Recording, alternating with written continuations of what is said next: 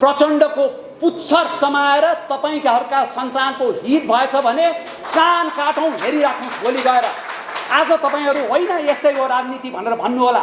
उहाँलाई यहीँबाट धुम्बाराई लैजान पाए कस्तो राम्रो हुन्थ्यो जस्तो लागिरहेको छ मलाई। यो मैले सम्मानपूर्वक भनेको कुरा हो, अन्यथा नलिदिन मैले आग्रह गरेँ। कैयौँ मेरा पत्रकार साथीहरू नै अथवा अन्य कैयौँ नागरिक समाजका साथीहरूसँग संवाद गर्दा मलाई कहिलेकाहीँ भन्नुहुन्छ, तपाईले के थाहा, तपाईँ त लन्डनमा वातानुकूलित कोठामा बसेर पत्रकारिता गर्दै हुनुहुन्थ्यो, हामी त यहाँ बन्दुकको नालीमा काम गरिराखेका थियौँ, यहाँ अवस्था कस्तो थियो भन्ने तपाईँलाई के थाहा छ?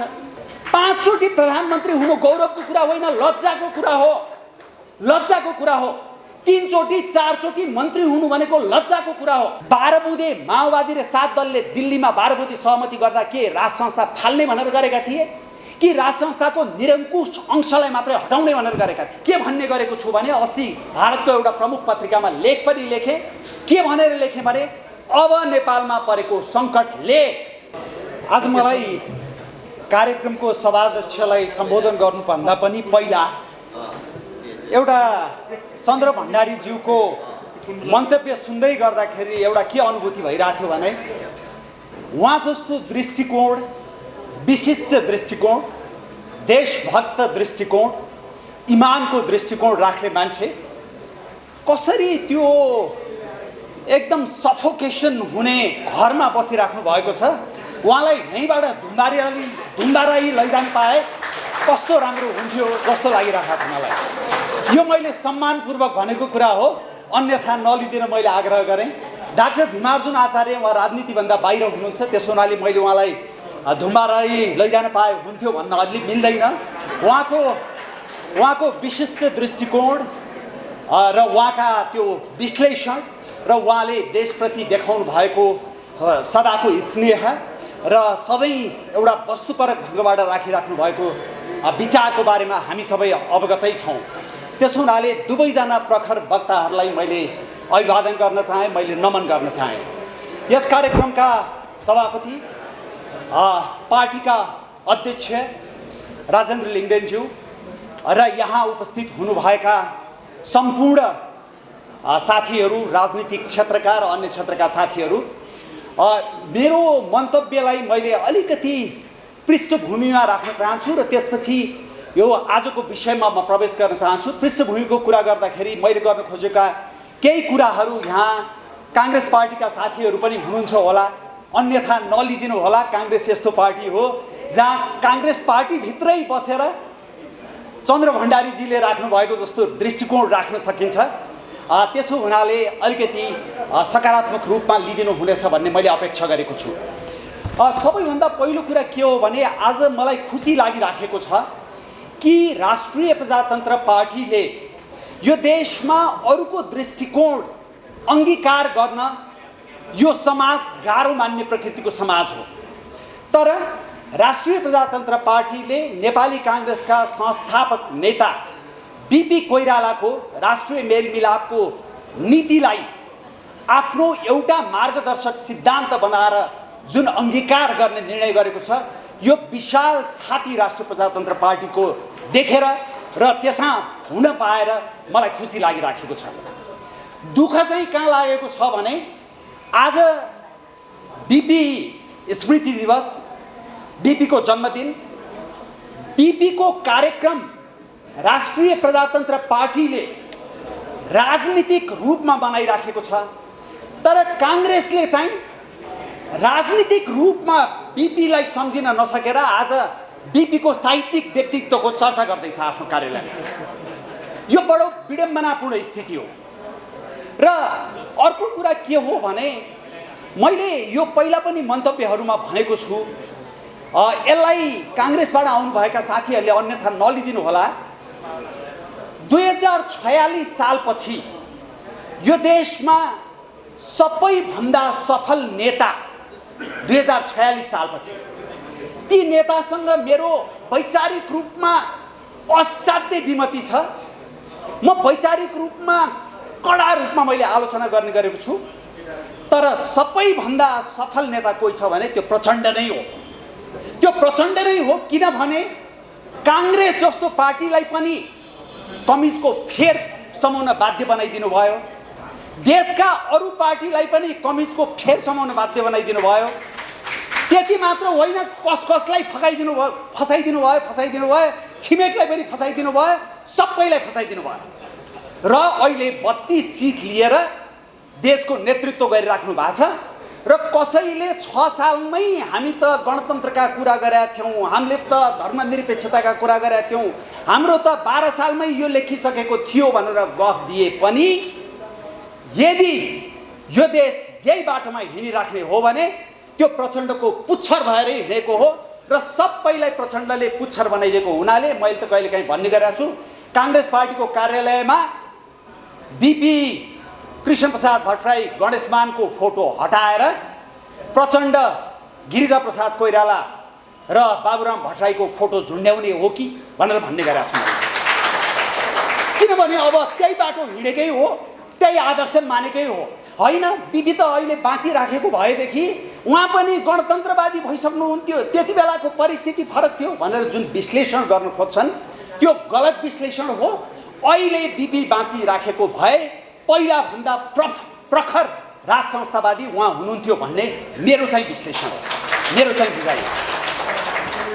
र यो स्थितिमा अब आज हामीले जुन बीपीको जन्म जयन्तीको अवसरमा यो आजको सन्दर्भमा राष्ट्रिय मेलमिलाप नीतिको अन्तर्य र औचित्य शीर्षकमा जे कार्यक्रम गर्दैछौँ, म त्यो विषयमा म प्रवेश गर्न चाहन्छु।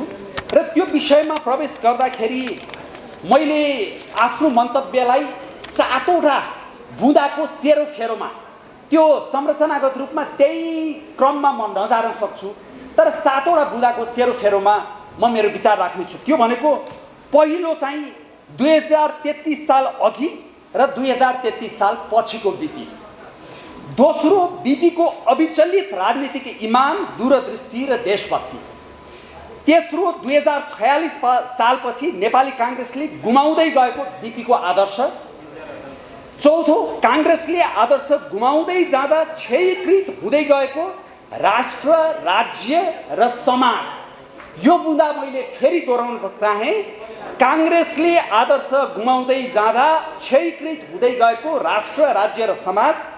पाँचौँ काङ्ग्रेसको प्रचण्डीकरण र त्यसको विषाक्त र घातक असर।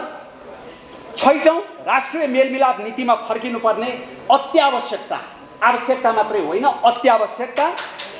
र सातौँ भन्न त भनियो, अघि चन्द्रजीले भने जस्तै छोयो भने आगो लाग्ला भन्ने डर, संविधानको कुनै धारा छोयो भने कसरी गर्ने भन्ने चिन्ता सबैमा छ।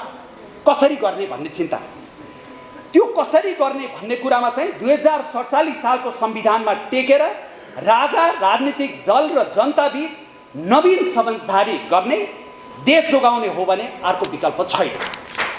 म यति बुँदाहरूभित्र रहेर आफ्ना केही धारणाहरू राख्दैछु। बीपी कोइराला योले जसरी मार्ग परिवर्तन गरे 33 साल पछि, त्योभन्दा अगाडि हेर्नुभयो भने 7 सालसम्मको बीपी बडो क्रान्तिकारी मात्रै होइन, वामपन्थीको असर परेको बीपी हुनुहुन्थ्यो। कैयौँ विषयहरूमा वामपन्थीको असर परेको बीपी हुनुहुन्थ्यो, क्रान्तिकारी हुनुहुन्थ्यो, सशस्त्र सङ्घर्ष गरेर राणा शासन ढल्ने भन्नेमा प्रतिबद्ध हुनुहुन्थ्यो। त्यस्तो किसिमको एउटा युवामय र जोस जागरले युक्त, बौद्धिकताले युक्त बीपी हुनुहुन्थ्यो। त्यसपछि 7 सालमा राणा शासन ढलेपछि 7 देखि 17 सालसम्मको बीपी हेर्नुभयो भनेदेखि त्यो सरकारमा जाँदाखेरि उहाँले पहिला जुन किसिमको धारणाहरू, कैयौँ दृष्टिकोणहरू राख्नुहुन्थ्यो, राजेश्वर देवकोटाको किताबमा हो क्यारे एक ठाउँमा लेखिएको छ, तपाईँको पशुपतिनाथलाई चाहिँ म्युजियममा लगेर राख्नुपर्छ भनेर उहाँले एक ठाउँमा भन्नुभयो। तर पछि सरकारमा आइसकेपछि उहाँले त्यसलाई काट्ने गरेर पशुपतिनाथको महत्त्वको बारेमा र त्यो नेपाली समाजमा कति महत्त्व छ भनेर उहाँले फेरि बोल्नु पनि भएको छ। उहाँले भन्नुभएको छ, म धर्मको अभ्यास गर्दिनँ, तर म धर्म विरोधी चाहिँ होइन, धर्मको अभ्यास गर्दिनँ। त्यो 7 देखि 17 सम्ममा तपाईँले सरकारमा जाँदाखेरि हेर्नुभयो भने त्यति बेलाको बीपी रूपान्तरकारी दृष्टिकोणहरू दूरदृष्टिहरू राखेको बिपी, त्योभन्दा अगाडि उहाँले गर्न चाहेको र अब सरकारमा राजासँग मिलेर जानुपर्छ भन्ने धारणा राख्ने बिपी 2007 देखि 17 को बीचमा हामीले पाउँछौँ। र 17 सालमा मलाई चाहिँ के पनि लाग्छ भने 17 सालसम्मको बिपी, प्रधानमन्त्री हुँदासम्मको बिपी चाहिँ अलिकति प्रतिक्रियात्मक र अलिकति अपरिपक्व बिपी पनि हुन्। त्यो भनेको के हो भने संसारमा कि तपाईँले राजा मान्दै मान्नुहुन्न, राज संस्था नै मान्नु हुँदैन, तर राज संस्था मानिसकेपछि राज संस्थाको एउटा प्रोटोकल हुन्छ, त्यसलाई सबैले पालना गर्नुपर्छ। सबैले पालना गर्छन्, संसारभरि पालना गर्छन्। तपाईहरूले अहिले गुगल गर्नुभयो भने एउटा फोटो देख्नुहुन्छ, बिपीले म पनि जनताबाट निर्वाचित प्रधानमन्त्री हुँ, जनता र राजा समान हुनुपर्छ भनेर राजासँग बस्दाखेरि ट्याप्क उपर खुट्टी लाएर राजाको पछाडि सोफामा हात राखेर बसेको फोटो तपाईँले अहिले पनि गुगल गर्नुभयो भने पाउनुहुन्छ। त्यो उपयुक्त कुरा होइन, त्यो अपरिपक्वता हो। किनभने कि राज संस्था मानिँदैन कि राज संस्थाको गरिमा राखेर व्यवहार गरिन्छ। त्यसकारणले त्यो राजासँग डिल गर्ने कुरामा यहाँ अगाडि बसेको पत्रकार भाइहरूले नै कुरा गरिराख्नु भएको छ है। धेरै भाइहरू अगाडि तपाईहरूले क्यामेरा अन राखेर आफू चाहिँ गफ गरेर बसिराख्नु भएको छ, प्लिज त्यसो नगरिदिनुहोस्, त्यसले डिस्ट्र्याक्सन भयो। अझै सुन्नु भएको छैन दुईजना भाइहरूले, तपाईहरूले दुईजना भाइहरूले अझै सुन्नु भएको छैन। तपाईँहरूले क्यामेरा अन राखेर गफ गरेर बस्नु भएको छ, त्यसले अन्त पनि डिस्ट्र्याक्ट गर्यो। तपाईँहरूले नगरिदिनुहोस् प्लिज त्यसो। र त्यो राजाको एउटा प्रोटोकललाई मेन्टेन गर्नुपर्छ र अन्य विषयहरूमा पनि कतिपय कुरामा प्रतिक्रियात्मक भएको देखिन्छ। 17 सालदेखि तपाईँको 33 सालसम्म पहिला नेपालको जेलमा अनि निर्वाचनमा बिपी बस्दाखेरि सशस्त्र सङ्घर्ष गरेरै व्यवस्था बदल्ने हो भन्ने दृढता बिपीमा देखिन्छ। र त्यसको लागि बर्मादेखि हात हतियार किन्नेदेखि युरोपका विभिन्न ठाउँमा संवाद गर्नेदेखि विभिन्न कुराहरू भएका छन्। अब 33 सालको एउटा त्यो मेलमिलाप नीतिको जब बिपीमा सोच आयो, त्यो चाहिँ नेपाली राजनीतिको एउटा महत्त्वपूर्ण कोषढुङ्गा हो। त्योभन्दा अगाडि विमान अपहरण गर्न पनि तयार, सशस्त्र सङ्घर्ष गर्न पनि तयार, सबै गर्न तयार भएको बिपी एकाएक राष्ट्रिय मेलमिलापको नीति लिएर नेपाल फर्किने भन्ने दृढता त्यहाँ देखिन्छ। र बिपीले त्यहाँनिर गरेको मार्ग परिवर्तन नेपाली राजनीतिमा ठुलो अर्थ राख्छ र त्यो वैचारिक रूपमा, दार्शनिक रूपमा आजसम्म पनि त्यसको ठुलो अर्थ छ। किनभने वैचारिक रूपमा मलाई के लाग्छ भने बिपी जस्तो बृहत अध्ययन भएको व्यक्ति, संसारको राजनीति बुझेको व्यक्ति, सबैतिरको अन्तर्राष्ट्रिय परिस्थिति बुझेको व्यक्ति, बिपी आन्तरिक रूपमा र वैचारिक रूपमा राज संस्थावादी हुन सक्दैन थिए भन्ने मेरो धारणा हो। किन सक्दैन थिए भने त्यस्तो व्यक्तिहरू सामान्यतया मेरिटोक्रेटिक हुन्छन्, उनीहरू उत्कृष्टतामा विश्वास गर्छन्। किनभने उनीहरूले संसार देखेका छन्, बुझेका छन् र उत्कृष्टता नै सबैभन्दा प्रमुख आधार हो राष्ट्र रूपान्तरणको भन्ने कुरा उनीहरूलाई थाहा हुन्छ। उत्कृष्टता भनेको मोनर्की, मेरिटोक्रेसी भनेको मोनर्कीसँग कन्फ्लिक्ट गर्छ। मेरिटोक्रेसी कर्मसिद्ध अधिकारमा विश्वास गर्छ, मोनर्की जन्मसिद्ध अधिकारमा विश्वास गर्छ। यो दुईटा आपसमा बाजिने दृष्टिकोणहरू हुन्। तर बिपीले त्यो 33 सालको सेरोफेरो अथवा त्योभन्दा अगाडि जब उनले सिक्किमको विलय देखे, जब उनले बङ्गलादेशको सृजना देखे, जब उनले अन्य देशहरूमा भएका गतिविधिहरू हेरे, सबै हेरेपछि र नेपालको परिस्थिति बुझेपछि, नेपालको परिस्थिति अघि चन्द्र भण्डारीजीले भन्नुभयो, धार्मिक रूपमा र सांस्कृतिक रूपमा यो देशमा द्वन्द्व भयो भने कसैले थाम्न सक्दैन भन्ने दृष्टिकोण, त्यो आन्तरिक परिस्थिति र विकसित हुँदै गएको भू राजनीतिक परिस्थिति बुझे, उनले विचारभन्दा माथि देशलाई राखे। उनले विचारभन्दा माथि देशलाई राखे। किन राखे भने उनले त सशस्त्र सङ्घर्ष शान्तिपूर्ण रूपमा व्यवस्था परिवर्तन भयो भने राज संस्थालाई केही पनि हुँदैन, तर सशस्त्र रूपमा व्यवस्था परिवर्तन गर्नु पर्यो भने राज संस्थालाई पनि घात हुन सक्छ भनेर भनेकै छन् अन्तर्वार्ताहरू। त्यस्तो किसिमको दृष्टिकोण राख्ने मान्छेले जब भू राजनीति र आन्तरिक अवस्थाहरूलाई मनन गरे, उनले आफ्नो दृष्टिकोणमा यु टर्न गरे, 180 डिग्रीको परिवर्तन ल्याए त्यो बिन्दुमा। र त्यो दृष्टिकोण लिएर नेपाल आएपछि फेरि जेलमा परे हैन। अब यहाँबाट हामीले बुझ्नुपर्ने कुरा चाहिँ के हो भने कयौं मेरा पत्रकार साथीहरू नै अथवा अन्य कयौं नागरिक समाजका साथीहरूसँग संवाद गर्दा मलाई कहिलेकाहीँ भन्नुहुन्छ, तपाईले के थाहा, तपाईँ त लन्डनमा वातानुकूलित कोठामा बसेर पत्रकारिता गर्दै हुनुहुन्थ्यो, हामी त यहाँ बन्दुकको नालीमा काम गरिराखेका थियौँ, यहाँ अवस्था कस्तो थियो भन्ने तपाईँलाई के थाहा छ, हामीले टियर ग्यास खान्छौँ, हाम्रो टाउको फुटिया छ भन्नुहुन्छ। बीपी कोइराला 8 वर्ष कठोर जेल जीवन बिताए, 8 वर्ष निर्वासनमा जीवन बिताए। जवाहरलाल नेहरूसँग उहाँको मित्रता थियो, उनको मित्रता थियो, तर तिनै मित्रता भएको व्यक्तिको छोरीले उनलाई कुनै सम्मानै दिएनन्। त्यो अपमान खपेर 8 वर्ष बसे। 7वटा 8वटा देशद्रोहको मुद्दा थियो, क्याप्टेन यज्ञबहादुर थापाको हालत हुन सक्थ्यो भन्ने उनलाई थाहा थियो हैन। यो सबै दुःख पीडा 2/3 अलिअलि हो र 2/3बाट निर्वाचित भएको सरकार भङ्ग गरिदिएको थियो। त्यत्रो पीडा भोग्दा भोग्दै उनले यो देशमा राजा र जनता नमिल्ने हो भने, यो देशमा राजनीतिक दल र जनता नमिल्ने हो भने यो देशको अस्तित्व नै सङ्कटमा पर्छ र मेरो र राजाको घाँटी जोडिएको छ भनेर उनले त्यसै भनेका होइन। त्यसो हुनाले अहिले टियर ग्यास खाएँ, टाउको फुट्यो, बन्दुकको नालमा काम गरेँ, के दुःख भयो, के दुःख भयो? देशको लागि सोच्ने हो भने त्यो दुःख पनि दुःख हो र। दुःख भने त त्यति बेला गणेशमान सिंह, कृष्णप्रसाद भट्टराई, बीपी कोइराला र अरू पनि धेरै नेताहरू हुनुहुन्छ जसले गोल घरमा जीवन बिताउनु भयो, जसले साँच्चीकै कष्टकर जीवन बिताउनु भयो। उहाँहरूको दुःख दुःख हो र त्यो दुःखभन्दा, व्यक्तिगत दुःखभन्दा माथि उठेर बीपीले त्यो इमान, त्यो दूरदृष्टि र त्यो आदर्श नेपाली राजनीतिमा स्थापित गरे कि देश चाहिँ पहिलो हो, नेसन फर्स्ट।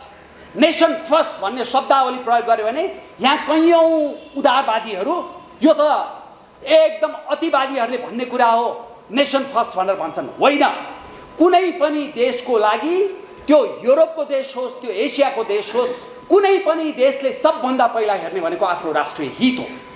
त्यसै हुनाले त्यो नेसन फर्स्ट आफ्नो विचारभन्दा माथि उनले देशको विचारलाई राखे र त्यो दृष्टिकोण लिएर नेपाल आएर त्यत्रो पीडा खप्दा खप्दै र क्यान्सरबाट ग्रस्त भएर अमेरिका राजाले उपचार गर्न पठाएर फर्किने बेलामा बेलायतमा दिएको अन्तर्वार्तामा, यो ध्रुवहरि अधिकारी र मणि राणालाई दिएको अन्तर्वार्ता जुन बाराखरीले प्रकाशित गरेको छ, त्यति बेला 35 सालमा लिएको अन्तर्वार्तामा समेत उनी के भन्छन् भने होइन, नेपालमा राजा र प्रजा, राजा र राजनीतिक दलहरू नमिलिकन सुखै छैन, नत्र त्यो नेपालको अस्तित्व सङ्कटमा पर्छ, मिल्नै पर्छ, नमिलिकन सुखै छैन भनेर त्यो बिन्दुसम्म उनले त्यही भन्छन् र अन्तिम जीवनको अन्तिम घडीसम्म त्यो आदर्शलाई कायम राखेर बस्छन्।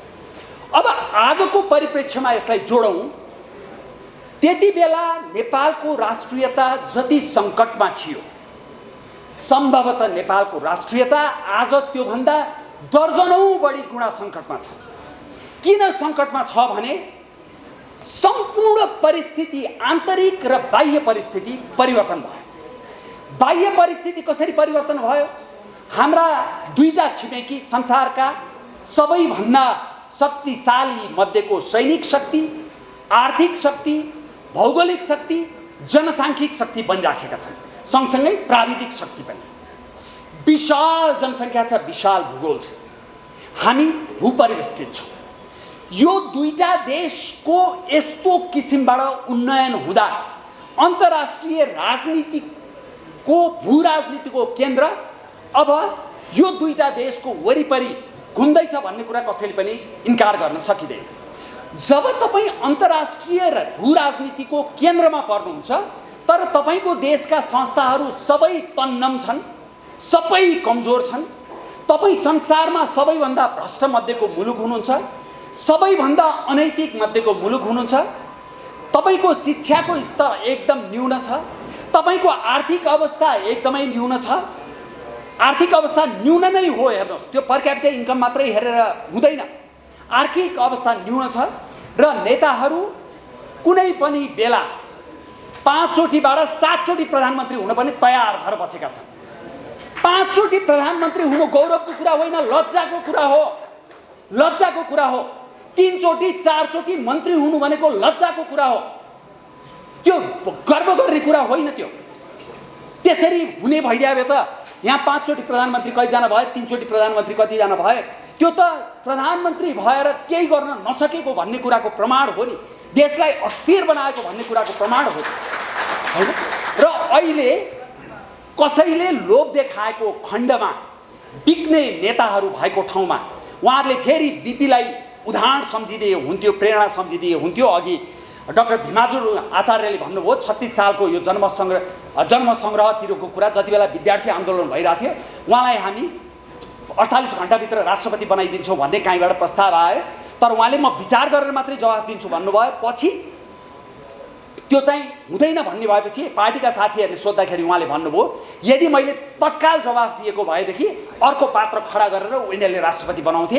यसरी बनाएको राष्ट्रपति 240 वर्षको इतिहास भएको राज संस्थालाई त यिनीहरूले 48 घण्टामा ढाल्न सक्छन् भने मलाई कति समय देला भनेर मान्नु भएन। यहाँ अहिले प्रधानमन्त्री मात्रै होइन मन्त्री दिन्छु, तपाईँको 1 महिनाको लागि आधा महिनाको लागि मन्त्री दिन्छु भन्यो भने पनि मरिहत्ते गरेर जान्छ। यस्तो समाज बनेको ठाउँमा हामी भूराजनीतिक रूपमा अत्यन्तै जटिल, इतिहासकै जटिल मोडमा छौँ, इतिहासकै जटिल मोडमा छौँ। आन्तरिक रूपमा तपाईँहरूले हेर्नुभयो भने हामी सबैले अनुभूति गरिसकेका छौँ, त्यो विस्फोट हुँदैछ, बिस्तारै बिस्तारै विस्फोट हुँदैछ। धार्मिक द्वन्द्वको सङ्केतहरू देखिन थालेका छन्, घृणा भावका सङ्केतहरू देखिन थालेका छन्, जातीयताका सङ्केतहरू देखिएका छन्।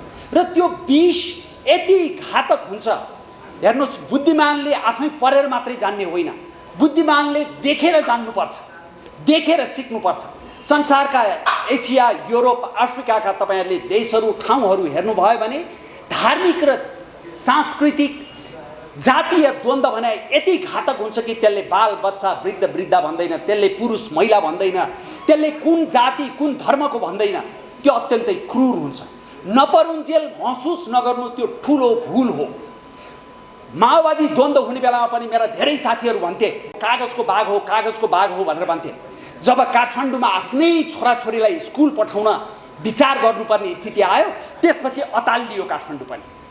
त्यस्तो अवस्थामा हामी छौँ र यस्तो अवस्थामा आइपुग्दा तपाईँले हेर्नुभयो भने 62-63 सालको आन्दोलनलाई हेर्नुभयो भने 62-63 सालको आन्दोलन के धर्मनिरपेक्षता ल्याउनलाई भएको थियो?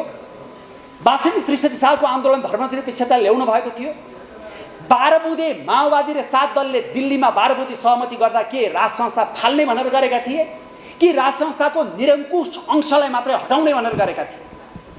र त्यसपछि पुनर्स्थापित संसदको 2063 साल जेठ 4 गते बसेको पहिलो संसदको बैठकमा यिनै पार्टीहरूले 7 दल र माओवादीहरूले के निर्णय गरेका थिए? राज संस्थाको उत्तराधिकारी जेठी छोरी छन् भने छोरी पनि अबदेखि गद्दीको लागि हकदार हुन्छन् भनेर निर्णय गरेका थिए। त्यो भनेको के हो? राज संस्थालाई निरन्तरता दिने भनेको हो कि होइन? तर यी पापीहरूले के गरे भने त्यति बेला द्वन्द्वमा 3वटा पक्ष थियो, राज संस्था थियो, माओवादी थियो र 7 दल थियो। तर राज संस्था विरोधी 2टा पक्ष आपसमा मिले राज संस्थालाई पाखा लगाएर आफूले चाहे अनुसारको संविधान ल्याए। रातारात कहीँ नमागिएको धर्मनिरपेक्ष त्यहीँ घुसाइयो, हुँदै नभएको आन्दोलनले माग्दै नमागेको राज संस्थालाई त्यहीँ अन्त्य गरियो। यस्तो किसिमबाट यो देशको तपाईँलाई अगाडि लान खोजियो। त्यति गर्दा पनि धेरै नेपालीहरूले ल अब जे भयो भइहाल्यो, राम्रो गरे भने त ठिकै छ नि, अब इतिहासमा के हुन्छ के हुन्छ, ल ठिकै छ नि भनेर माफी नदिएका होइन र त्यही अनुरूप अगाडि नबढेका होइन। तर त्यसपछि के हुँदै गयो? अहिले कहिलेकाहीँ मलाई मान्छेहरूले भन्छन् तपाईँ जहिले पनि यो अहिलेको व्यवस्थाको मात्रै अग्रगमनको मात्रै आलोचना गर्नुहुन्छ, त्यति बेला तपाईँको यो के गुरुङ त्यो मोटर एक्सिडेन्ट परेको प्रवीण गुरुङ नमिता सुमिता हत्याकाण्डको बारेमा किन बोल्नुहुन्न भनेर जहिले त्यो 2टा उल्लेख गर्छन्। उहाँहरूलाई म भन्न चाहन्छु कुनै पनि शासनमा संसारभरि केही अप्रिय घटनाहरू घट्छन्, त्यसको औचित्य दर्शाउने होइन। तर पञ्चायतको 30 वर्षमा मानव अधिकारको कति उल्लङ्घन भयो, कतिवटा गैर न्यायिक हत्या हिंसा भयो, कति भ्रष्टाचारका काण्ड भए, ती सबैलाई एकातिर सूचीकृत गरौँ र यो 30 वर्षमा 46 सालपछि भएका हत्या, हिंसा, गैर न्यायिक हत्या र सम्पूर्ण भ्रष्टाचारका काण्डहरूलाई एकातिर सूचीकृत गरौँ। कुन चाहिँ पल्ला भारी हुन्छ, त्यसको तुलना हुन्छ। नयाँ पुस्तालाई इतिहास वस्तुपरक रूपमा सन्तुलित रूपमा पढाउनु पर्छ कि पर्दैन? सन्तुलित रूपमा नपढाएर सबैलाई विकृत वामवादीहरूले झ्याप्पै छोपिदिए। धेरै त छोपिए। अचम्मको कुरा के भने बीपीको आदर्शबाट दीक्षित नेपाली कांग्रेसका नेताहरू कसरी देशभक्त नभएर, देशवादी नभएर निहित स्वार्थवादी भए, पदवादी भए, कसरी भए, त्यो चाहिँ मलाई अचम्म लाग्ने कुरा हो। त्यो पार्टीभित्र तपाईँले छलफल गर्नुहोला चन्द्रजी, किनभने बीपीको आदर्शबाट दीक्षित नेताहरू त त्यसो नहुनुपर्ने हो नि, तर भए, सबैजना भए र यो देश दिन प्रतिदिन भड्खालोमा जाँदैछ। खालि यो देशबाट युवाहरू मात्रै गइरहेको होइन, 60 लाख युवा वर्षमा गइरहेको होइन, 1,10,000 यो देशमा राम्रा पढेका विद्यार्थीहरू देश छोडेर बाहिर गइरहेको होइन। सिटिभिटीमा अहिले 50% विद्यार्थी छैन, अरू कलेजहरूमा विद्यार्थी छैन। तपाईँले यो देश कसरी जोगाउने? सम्पूर्ण शहर, मैले अस्ति भर्खर सुर्खेत गएर आएपछि लेखेका थिएँ, सुर्खेतको यति राम्रो प्लानिङ थियो। हेर्नुहोस्, 2029 सालमा राजा वीरेन्द्र र तत्कालीन अधिराज कुमार ज्ञानेन्द्र त्यहीँ बसेर विज्ञहरूको सहयोगमा गरेको प्लानिङ 46 सालपछि ध्वस्त। 2045 सालमा यो काठमाडौँ उपत्यकाको यति राम्रो प्लानिङ गरिएको थियो, 2046 साल आएपछि ध्वस्त। त्यसै गरी टिकापुर ध्वस्त, त्यसै गरी पोखरा ध्वस्त। हाम्रा छोराछोरी यो देशमा बस्नु पर्दैन? कसरी बस्ने? घाम आउँदैन घरमा, गल्ली भाम मोटरसाइकल पस्दैन। यस्तै हुन्छ शहर, यस्तै हुन्छ बस्ती, यस्तै हुन्छ आम्दानी। अनि त्यो भन्यो भने नेपाल बनेको छ भनेर तर्क गर्यो। नेपाल बनेको छ भन्दा त्यही नेपालको मात्रै उदाहरण झिक्यो। त्यो बेलामा अरू देशहरू कुन गतिमा अगाडि बढिरहेको थियो भनेर छिमेकीको कम्पेयर गर्नुपर्छ कि पर्दैन? त्यसपछि पहिलाको 30 वर्षमा के भयो र अहिले के भयो भनेर कम्पेयर गर्नुपर्छ कि पर्दैन? प्राकृतिक गतिमा भएको विकास होइन। विकासले जहिले पनि प्रकृतिको गतिलाई जित्छ। प्राकृतिक गति भने के हो भने तपाईँले लगेर बगैँचामा एउटा बिरुवा रोप्नु भयो भने पनि त्यो आफै विस्तारसँग बढेर जान्छ। त्यो विकास होइन। विकासले प्रकृतिको गतिलाई जित्नुपर्छ। जित्यो, अग्रगमनबाट हामी कहाँ पुग्दैछौँ? अब त पहिला मलाई यो देशको अखण्डतामा चाहिँ आँच पुग्छ भन्ने लाग्दैन थियो। अब त म भित्रभित्र विश्लेषण गर्दा यस्तो लाग्छ, यो देशको सार्वभौम सत्ता मात्रै होइन, यो देशका अरू कुराहरूमा मात्रै होइन, यो देशको भौगोलिक अखण्डतामा समेत आँच पुग्न सक्ने परिस्थिति अब सृजना भएर गएको छ। यस्तो बेलामा बीपीलाई प्रेरणा मान्ने हो भने आज नेपाली कांग्रेसको पार्टी कार्यालयमा बीपीको साहित्यिक व्यक्तित्वको बारेमा जुन चर्चा हुँदैछ, आज उहाँहरूको घनीभूत चर्चा बीपीको राजनीतिक व्यक्तित्व, बीपीको आदर्श, बीपीको इमान, बीपीको दूरदृष्टि, बीपीको देशभक्तिको बारेमा त्यहाँ चर्चा हुनु पर्थ्यो। तर उहाँहरू त्यो गर्न सक्ने आँटै छैन, उहाँहरूलाई त्यो गर्न सक्ने शक्ति नै, सामर्थ्य नै छैन उहाँहरूसँग। त्यसै उनीहरूले बीपीको साहित्यिक पक्षको पाटोको उहाँहरू चर्चा गर्दै हुनुहुन्छ। यस्तो अवस्थामा राष्ट्रिय प्रजातन्त्र पार्टी बीपीको मेलमिलापको नीतिलाई, पृथ्वीनारायण शाहको दिव्य उपदेश, महेन्द्रको राष्ट्रवाद र बीपीको मेलमिलापको नीतिलाई मार्गदर्शक सिद्धान्त मानेर हिँडिराखेको छ। अनि नेपाली कांग्रेस चाहिँ प्रचण्ड पथमा हिँडिराखेको छ। प्रचण्डको पुच्छर समाएर तपाईँका सन्तानको हित भएछ भने कान काटौँ, हेरिराख्नुहोस् भोलि गएर। आज तपाईँहरू होइन यस्तै हो राजनीति भनेर भन्नुहोला, तर सबैजना पदीय आकांक्षी, सबैजना स्वार्थबाट प्रेरित। त्यसै हुनाले नेपाली कांग्रेसका साथीहरूलाई पनि म अनुरोध गर्न चाहन्छु, तपाईँहरूको पार्टीभित्र, किनभने राप्रपाको मात्र शक्तिले यो सम्भव नहुन सक्छ, गाह्रो पर्न सक्छ, तर हामी गर्छौँ भनेर अब ठुलो आन्दोलनको पनि योजना गरिराखेको छौँ। तर सँगसँगै बीपीको आदर्श बोकेको नेपाली कांग्रेसले पनि यदि कोर्स करेक्सन गर्ने हो भने, मार्ग परिवर्तन गर्ने हो भने यो देश अब सोल्युसनको रूपमा कहाँ जाने त भनेर भन्दा हो, अहिलेको संविधानलाई छोयो भने त्यहाँ अनेक समस्या हुन्छ। 2047 सालको संविधान सारा पार्टीले, सारा जनताले संसारकै उत्कृष्ट मध्येको संविधान भन्या हो। त्यो संविधानलाई आधार बनाऊ। त्यो संविधानमा अघि उहाँहरूले भनेको जस्तो यो 30-32 वर्षमा जे सकारात्मक उपलब्धिहरू यो समाजले हासिल गर्यो त्यसमा इन्कर्पोरेट गरौँ, त्यसमा समाहित गरौँ र 47 सालको संविधानमा टेकेर राजा, राजनीतिक दल र नेपाली जनताको बीचमा एउटा नवीन समझदारी नहुने हो भने हामी कसैले विचार हाम्रो ठुलो हो, हामी आदर्शवान भनेर घमण्ड गर्नु पर्दैन। यो देश बस्नु योग्य हुने छैन र यो देशको भौगोलिक अखण्डता, सार्वभौमता सबै सङ्कटमा पर्नेछ। र मैले त के भन्ने गरेको छु भने अस्ति भारतको एउटा प्रमुख पत्रिकामा लेख पनि लेखेँ।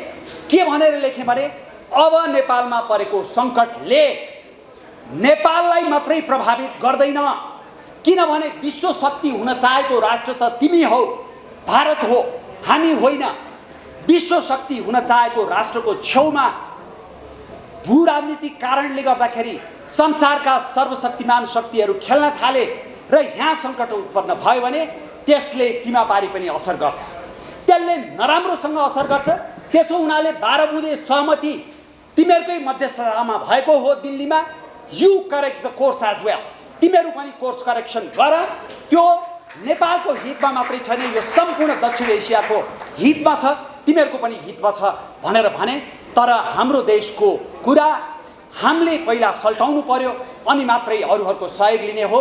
यहाँ भएका सम्पूर्ण फरक फरक दृष्टिकोण भएका साथीहरूलाई म भन्न चाहन्छु, दृष्टिकोण भनेको व्यक्तिगत हुन्छ, पार्टीको विचार भनेको एउटा समूहको हुन्छ, देश भनेको 3 करोड जनता सबैको हुन्छ। त्यहाँ सबै किसिमको पार्टी अटाउनुपर्छ, सबै किसिमको विचार अटाउनुपर्छ। त्यसो हुनाले विचारभन्दा माथि देश नै हुन्छ। हामी सबै मिलेर यो काममा लागौँ। मलाई लाग्छ यो उद्देश्य हामी हासिल गर्न सक्छौँ। यहाँहरू सबैको जय होस्, नेपालको जय होस्, जय राष्ट्रवाद। धेरै धेरै धन्यवाद।